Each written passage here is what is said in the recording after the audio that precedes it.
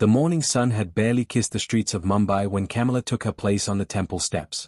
Her weathered hands trembled as she spread a faded cloth before her, the same ritual she had performed for 12 years. The fabric, once vibrant red, had dulled to the color of dried roses. She arranged herself carefully, mindful of the pain that shot through her left leg, a reminder of the accident that had stolen everything from her. Passers-by hurried past without seeing her. To them, she was invisible, just another beggar among thousands. But Kamala saw them all. She watched the businessmen in their crisp shirts, the mothers clutching their children's hands, the elderly couples taking their morning walks. Each face told a story, and she had learned to read them like ancient texts. Some carried guilt in their eyes. Others wore indifference like armor. A precious few looked at her with genuine compassion. The coins came slowly at first. A rupee here, 5 there.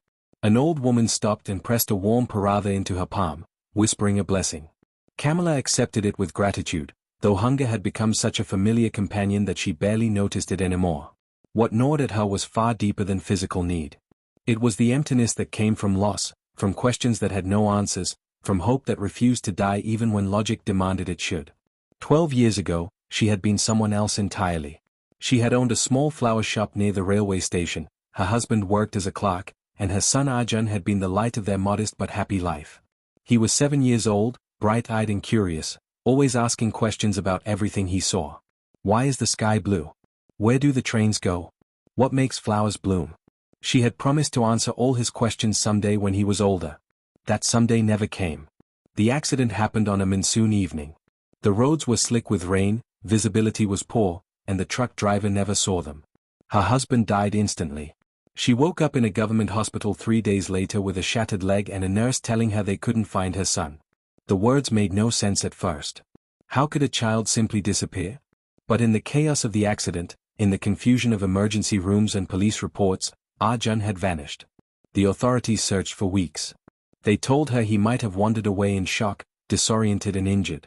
They suggested he could have been taken by someone, though whether by good Samaritans or something far worse, they couldn't say.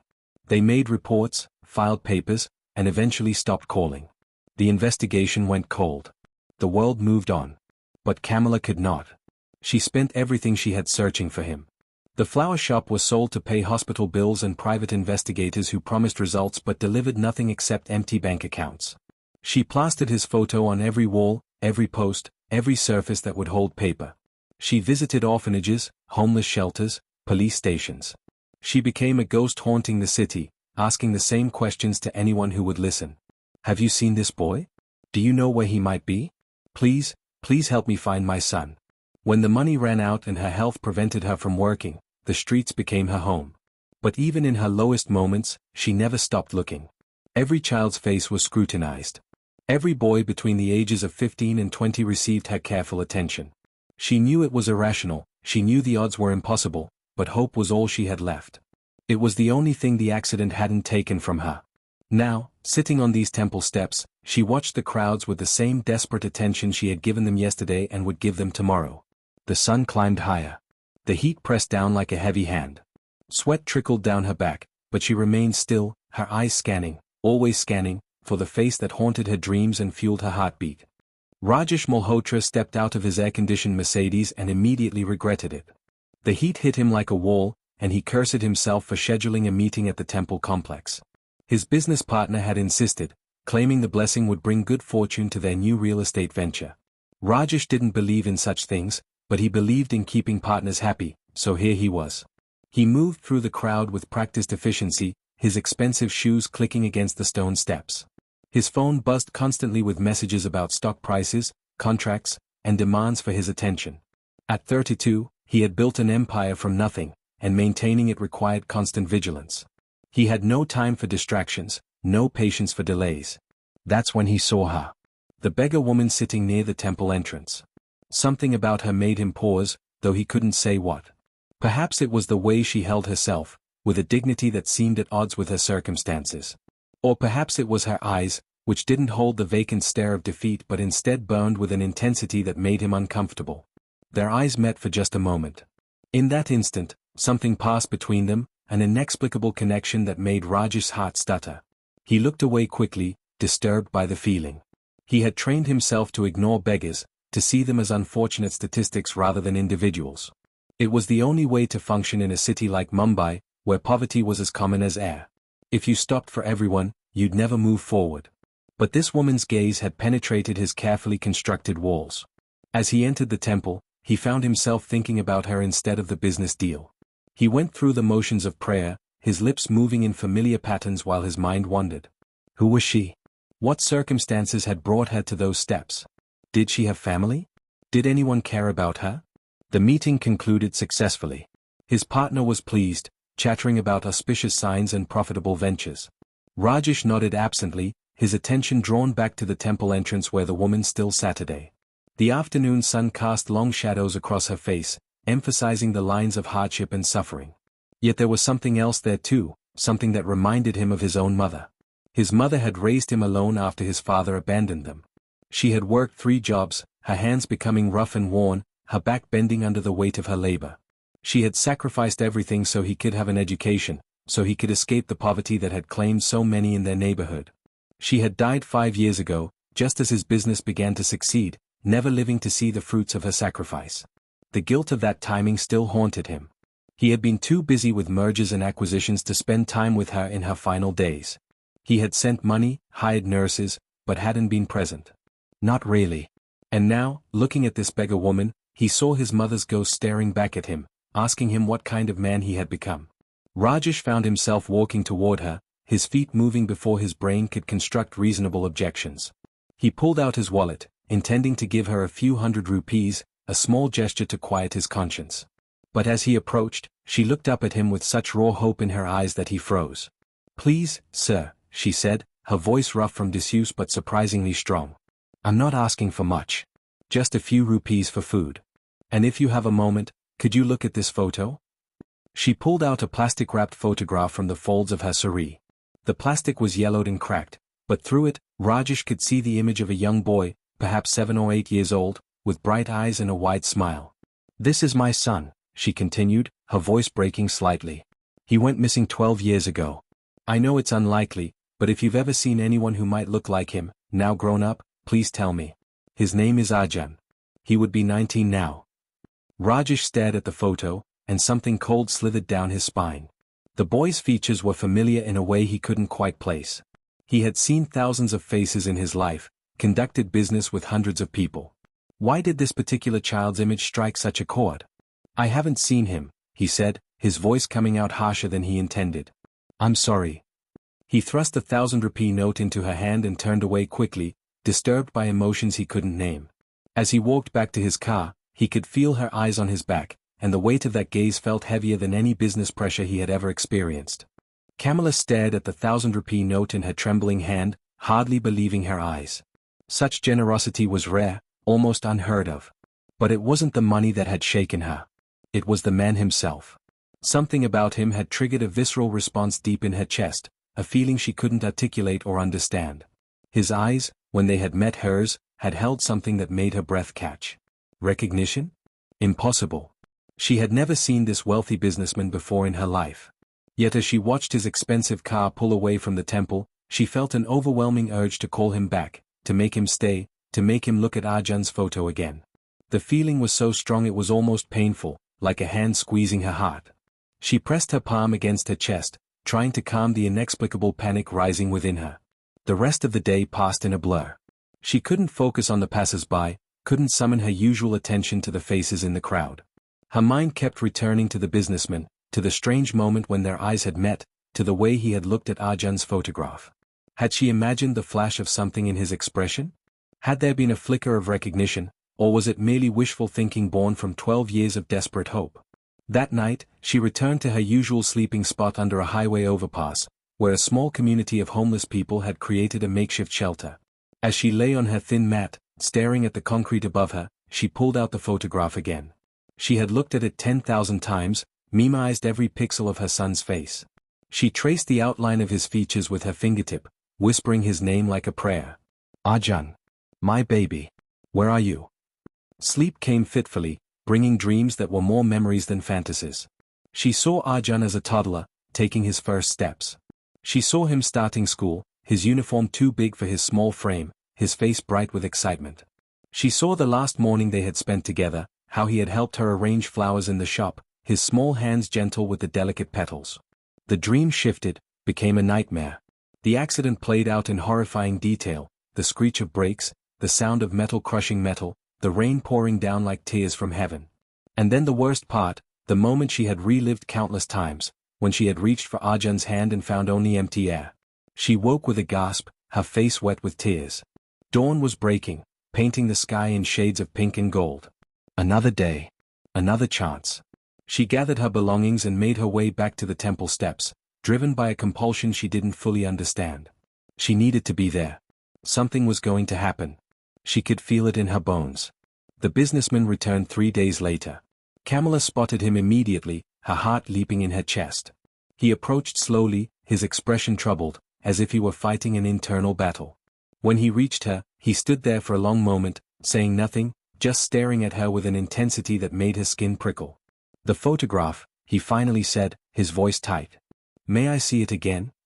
With shaking hands, Kamala retrieved the precious image and handed it to him. He studied it for several minutes, his jaw clenching and unclenching, his breathing becoming irregular. "Tell me about the accident," he demanded suddenly. "Tell me everything.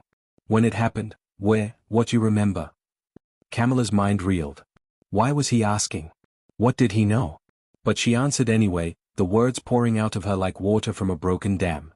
She told him about the monsoon evening, about the truck that had hit them, about waking up in the hospital to find her world destroyed. She told him about the endless searching, the dead ends, the slow descent into poverty and desperation. As she spoke, she watched his face transform. Color drained from his cheeks. His hands began to shake. He staggered backward, nearly losing his balance, and she reached out instinctively to steady him. "Sir? Are you all right? What's wrong?" He looked at her then with eyes full of something that terrified and thrilled her simultaneously. It was anguish mixed with wonder, horror mixed with hope.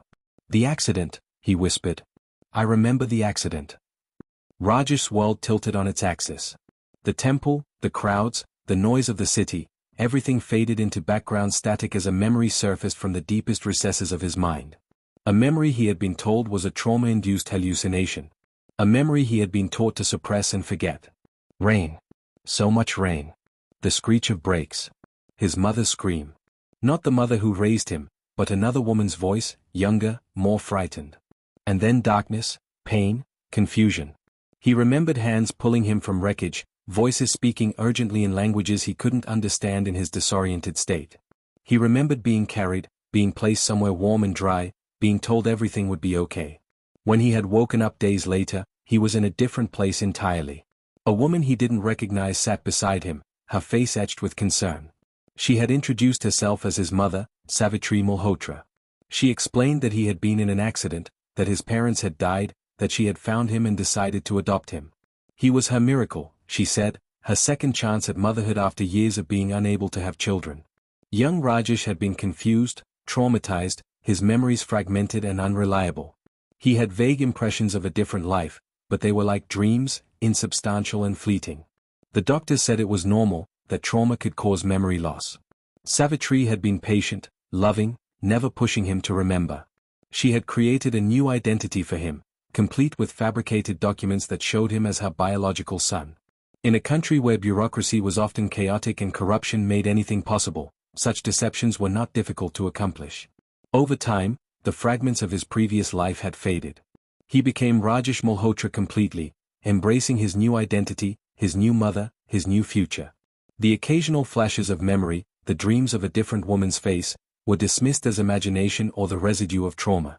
He had built his entire life on the foundation Savitri had provided, never questioning, never doubting. Until now. Until this beggar woman had shown him a photograph that unlocked something inside him. Until he had looked into her eyes and felt a connection that transcended logic or reason. Until the story of her accident had matched perfectly with the fragments of memory he had spent years suppressing. "What was your son's name?" he asked, though he already knew the answer. He needed to hear her say it. "Arjun," she whispered. "Arjun Sharma." The name hit him like a physical blow. Arjun. He had been called Arjun once, hadn't he? In the dreams he couldn't quite remember, in the whispers of a life that seemed to belong to someone else. "I need to sit down," he said, his legs giving out. He sank onto the temple steps beside her, not caring about his expensive suit, not caring about anything except the truth that was reshaping his understanding of reality. Camilla watched him with wide eyes, afraid to hope, afraid to believe what was unfolding before her. "Sir, please, what are you saying? What do you remember?" He turned to her, and she gasped. She had thought there was something familiar about him before, but she had attributed it to wishful thinking. Now, looking at him closely, she could see it. The shape of his eyes, the curve of his jaw, the way his hair fell across his forehead. Features that had been soft and childlike in the photograph were now sharp and mature, but the foundation was the same. "I was 7 years old when the accident happened," Rajesh said slowly. "I remember rain. I remember a woman screaming. I remember being pulled from a car. But then everything changes. I woke up with a different mother, a different name, a different life. She told me my parents had died in the accident. She said she had adopted me. I believed her because I was a child, because the doctors said my memory loss was normal, because I had no reason to doubt." Camilla's hand flew to her mouth. Tears streamed down her face unchecked. "No," she breathed. "No, it can't be. After all these years? After everything?" "I need proof," Rajesh said, his business mind asserting itself even through the emotional chaos. "I need to be certain. DNA tests, medical records, something concrete. Because if this is true, if you are really my mother, then everything I've believed about myself is a lie." He pulled out his phone with shaking hands and made a call. Within an hour, a private car arrived to take them to the best medical facility in Mumbai. Camilla sat in the leather seat, afraid to touch anything, overwhelmed by the sudden shift in her circumstances. Rajesh sat beside her, silent and pale, his mind clearly racing through the implications. The DNA test was administered quickly and efficiently. The technician explained that preliminary results could be available within a few hours with their advanced equipment, though standard procedure usually took longer. Rajesh paid whatever was necessary to expedite the process. They waited in a private room, the silence between them heavy with unspoken thoughts. Camilla studied him openly now, cataloguing every feature, every mannerism, searching for her son in this stranger's face and form. Rajesh stared at his hands, occasionally glancing at her with an expression that mixed fear, hope, and something that might have been anger. "If this is true," he finally said, "then the woman I called mother for 25 years was a kidnapper. She stole me from you. She built her happiness on your suffering. How am I supposed to reconcile that? How am I supposed to feel about the woman who raised me, who loved me, who sacrificed for me, knowing that everything was based on a crime?" Camilla had no answer. She could only reach out tentatively and touch his hand. He didn't pull away. When the doctor finally entered with the results, the look on his face told them everything before he spoke a word. The doctor's words hung in the air like a verdict. "The DNA match is conclusive. There is a 99.9% probability that you are mother and son." For a moment, neither Rajesh nor Camilla moved. They simply stared at each other, the truth settling over them like a blanket, heavy and inescapable. Then Camilla made a sound, something between a sob and a laugh, and buried her face in her hands. 12 years. 12 years of searching, of hoping, of refusing to give up. And here he was, alive, grown, successful, but stolen from her nonetheless. Rajesh stood abruptly and walked to the window, his back rigid, his fists clenched at his sides. The city sprawled below them, millions of lives intersecting and diverging, each person carrying their own truths and lies. He had spent his entire adult life believing he was Rajesh Malhotra, the adopted son of a loving mother who had given him everything. Now he had to accept that he was Arjun Sharma, the kidnapped son of a beggar woman who had never stopped looking for him. "I don't know how to be your son," he said finally, his voice raw. "I don't know how to be Arjun. That boy died in the accident, or at least I thought he did. Rajesh is who I am. This life, this identity, it's all I know." Camilla approached him slowly, as if afraid he might bolt. "I'm not asking you to erase who you've become," she said softly. "I can see that you're a good man, successful and strong. But you are also my son. My Arjun. You are both. Can't you be both?" He turned to face her, and she saw the tears on his cheeks. "The woman who raised me died 5 years ago. I grieved for her. I still grieve for her. How do I hold on to that love while knowing what she did to you? What she took from you?" "She loved you," Camilla said, surprising herself with the words. "Whatever else she did, however wrong it was, she loved you. I can see it in the man you've become. She raised you well. She gave you opportunities one never could have provided. I should hate her for what she stole from me, but I can't bring myself to hate someone who loved my son. Rajesh stared at her in disbelief. How can you say that? She destroyed your life. You've been living on the streets for 12 years because of what she did. Yes, Kamala acknowledged. And I will carry that pain until the day I die. But I also have you back. Against all odds, against all logic, my son is standing in front of me. That's not nothing. That's everything. They stood there in the hospital room, two strangers who were family, trying to navigate an impossible situation. Rajesh's phone buzzed repeatedly with ignored messages. Somewhere in the city, his business was waiting for him, his life was continuing without him. But he couldn't move. He was paralyzed by the weight of two identities, two histories, two truths that both claimed him. I need time, he said finally. I need to process this, to understand what it means. I can't just step into the role of your son as if the last 25 years didn't happen. Kamala nodded, though the words hurt. She had imagined this reunion countless times, and in her fantasies, it had always been simpler, cleaner, more joyful.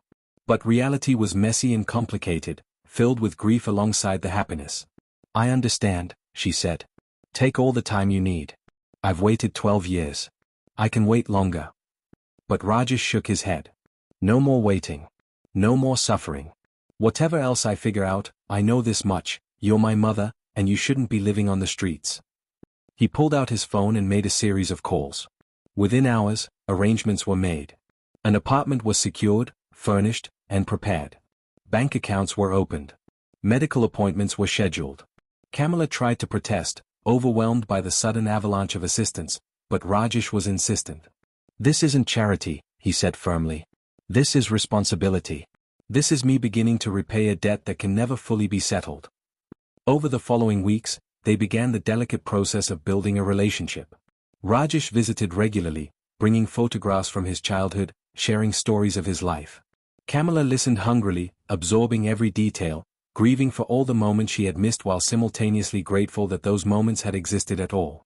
She told him about his father, about the flower shop, about the little boy who had asked endless questions about everything he saw. Rajesh listened with tears in his eyes, pieces of his past clicking into place, making sense of dreams and fragments he had thought were imagination.